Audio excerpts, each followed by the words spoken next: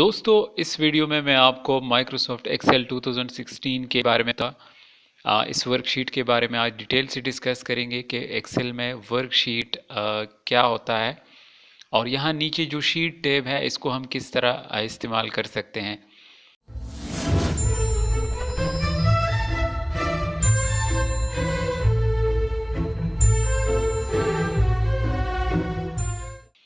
तो दोस्तों, यहाँ पे इस एरिया को हम वर्कशीट कहते हैं, जिसमें आपको ये कॉलम्स और ये रोज़ नज़र आ रहे हैं और इस वर्कशीट का नाम यहाँ पे लिखा गया है शीट 1। इस पूरी एरिया को हम वर्कशीट कहते हैं। अब ये एक वर्कशीट की कैपेसिटी क्या होती है, इसमें कितने रोज़ और कितने कॉलम्स होते हैं, तो इसके अंदर 10,48,576 रोज़ होते हैं और 16,384 कॉलम होते हैं। इस एक वर्कशीट में 10,48,576 रोज़ होते हैं और 16,384 कॉलम होते हैं। इस पूरी शीट को हम वर्कशीट कहते हैं और जिस फाइल में ये सेव होगा एक सिंगल फाइल में, उसको हम वर्क बुक कहते हैं।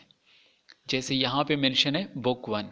इस बुक के अंदर बहुत सारी शीट हो सकते हैं, एक शीट भी हो सकते हैं, बहुत सारे भी हो सकते हैं।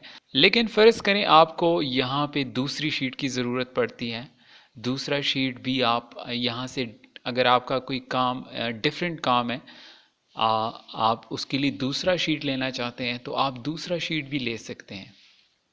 यहाँ शीट टैब के ऊपर ये प्लस का निशान बना है, इस सिंबल के ऊपर आप क्लिक करें, न्यू शीट, तो ये हमारे पास दूसरा शीट आ गया, शीट 2। इसमें भी उतनी ही रोज़ एंड कॉलम्स हैं जितने शीट 1 में थे। इस तरह मज़ीद आपको अगर और शीट की ज़रूरत पड़ती है तो आप यहाँ से मज़ीद नई शीट क्रिएट कर सकते हैं, जैसे sheet 3, sheet 4, sheet 5 and so on. अब हर शीट के अंदर आप जो मर्ज़ी अपने काम के नोयत से यहाँ पे इस्तेमाल कर सकते हैं। नीचे जो sheet 1, sheet 2, sheet 3, sheet 4, sheet 5 मैंने यहाँ पे क्रिएट किए हैं। हर शीट को आप अपनी मर्ज़ी से नाम भी दे सकते हैं। इनको आप रीनेम कर सकते हैं। रीनेम कैसे करेंगे?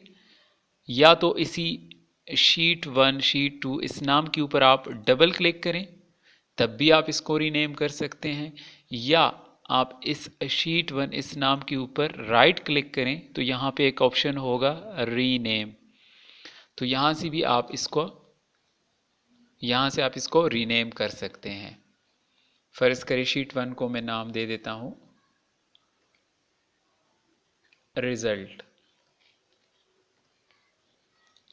तो ये शीट मेरा हो गया रिज़ल्ट का। दूसरा शीट आप रीनेम करना चाहते हैं तो इसके ऊपर राइट क्लिक करें और रीनेम, यहाँ पे आप फॉर एग्ज़ाम्पल फ़ी। तीसरा शीट ये भी रीनेम कर सकते हैं। आप अपनी मर्ज़ी से इन शीट्स को रीनेम कर सकते हैं। अब यहाँ पे अगर आप किसी शीट को हाइड करना चाहते हैं तो यहाँ से हम किसी शीट को हाइड भी कर सकते हैं। जैसे शीट 5 को मैं हाइड करना चाहता हूँ, डिलीट नहीं करना चाहता ना, एग्जिस्ट होगा लेकिन यहाँ शो नहीं होगा, तो आप यहाँ पे हाइड पे क्लिक करें तो शीट 5 यहाँ से हाइड हो गया। शीट 4 को भी आप हाइड कर सकते हैं, शीट 3 को भी हाइड कर सकते हैं, शीट 5 को भी हाइड कर सकते हैं। तो देखिए हमने वो बाकी सारे शीट हाइड कर दिए, वो डिलीट नहीं हुए, शीट एग्जिस्ट कर रहे हैं लेकिन हमने सिर्फ हाइड कर दिए, शो नहीं होंगे। अगर आप उन शीट को दोबारा अनहाइड करना चाहते हैं तो सिंपल यहाँ इस टेप के ऊपर, यहाँ इस शीट के ऊपर राइट क्लिक करें और यहाँ पे होगा अनहाइड। अब कौन सा शीट अनहाइड करना चाहते हैं तो इनमें से आप उस शीट को अनहाइड कर सकते हैं। मैं चाहता हूँ शीट 5 अनहाइड हो जाए, ये देखें। अब दूसरा, आप ये फ़ी वाला शीट अनहाइड करना चाहते हैं, दूसरा अनहाइड शीट 4 और अनहाइड शीट 3। तो इसी तरह आप उन शीट को दोबारा अनहाइड भी कर सकते हैं। अगर आप किसी शीट को डिलीट करना चाहें तो यहाँ से आप किसी भी शीट को डिलीट कर सकते हैं। उस शीट के ऊपर आप राइट क्लिक करें उस शीट टैब के अंदर और यहाँ पे एक ऑप्शन है डिलीट।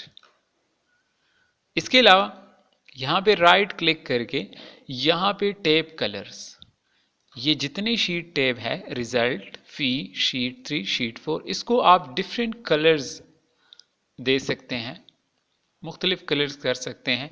जैसे रिजल्ट के ऊपर राइट क्लिक करें, टैब कलर, और यहाँ पे मैं ग्रीन, इसके लिए मैं ग्रीन कलर यूज़ कर रहा हूँ, ये देखें। फी के लिए मैं रेड कलर, तो टैब कलर और रेड। इस तरह शीट 3 के लिए मैं टैब कलर ब्लू। तो यहाँ से शीट टैब को आप कलर भी कर सकते हैं। अगर यहाँ पे आप किसी शीट की सीक्वेंस को चेंज करना चाहें, शीट 4 को फर्स्ट में लाना चाहें, तो इस शीट 4 के टैब के ऊपर माउस लेफ़्ट बटन प्रेस करें और प्रेस करके रखें बटन और इसको ड्रैग करें। ये देखें शीट 4 सबसे फर्स्ट पे आ गया। आप इसको दोबारा लाना चाहते हैं तो इसके ऊपर लेफ़्ट बटन माउस को प्रेस करके इसको ड्रैग करें तो यहाँ पे लें। इस तरह आप इसको मूव कर सकते हैं। यहाँ एक और ऑप्शन है प्रोटेक्ट शीट। इसके ऊपर राइट क्लिक करें किसी शीट टैब के ऊपर, प्रोटेक्ट शीट, इसके ऊपर क्लिक करें तो आप इस शीट को प्रोटेक्ट कर सकते हैं ताकि कोई और इसको यूज़ ना कर सकें, इसमें चेंजेस ना कर सकें। और किस तरह की प्रोटेक्शन आपको चाहिए, नीचे बहुत सारे ऑप्शंस हैं कि आप किस चीज़ को, format cell, format columns, format rows, insert rows, ये सारे काम आप कोई ना कर सके, कोई रो डिलीट ना कर सके, कोई कॉलम डिलीट ना कर सके, कोई एडिटिंग ना कर सके, ये सारे चेंजेस आप यहाँ से कर सकते हैं। यहाँ आप कोई भी पासवर्ड यहाँ दे सकते हैं शीट को प्रोटेक्ट करने के लिए। इसके अलावा आप यहाँ पे एक शीट यहाँ से भी इंसर्ट कर सकते हैं। एक नया वर्कशीट आप इंसर्ट करना चाहें तो यहाँ इंसर्ट, ओके, शीट 4, शीट 6 आ गया। तो बिल्कुल आप किसी भी जगह मज़ीद नई शीट भी इंसर्ट कर सकते हैं शीट। तो उम्मीद करता हूँ कि आपको इस शीट टैब के हवाले से कुछ आइडिया हुआ होगा। अगले वीडियोस में मज़ीद एक्सेल के बारे में पढ़ेंगे इंशाल्लाह। और अगर आपको वीडियो अच्छी लगी है तो आप हमारे वीडियो को लाइक करें और हमारे इस चैनल को सब्सक्राइब कीजिएगा और साथ बेल के आइकन पर भी क्लिक कीजिएगा ताकि अगली जो भी वीडियो आएगी आपको उसकी नोटिफिकेशन मिलती रहेगी। अगर आपने अभी तक हमारा फेसबुक लाइक नहीं किया है लर्निंग स्टूडियो, तो हमारे फेसबुक पेज को लाइक कीजिएगा, लिंक नीचे डिस्क्रिप्शन में मौजूद है। तो मिलते हैं फिर नेक्स्ट वीडियो में, बाय बाय।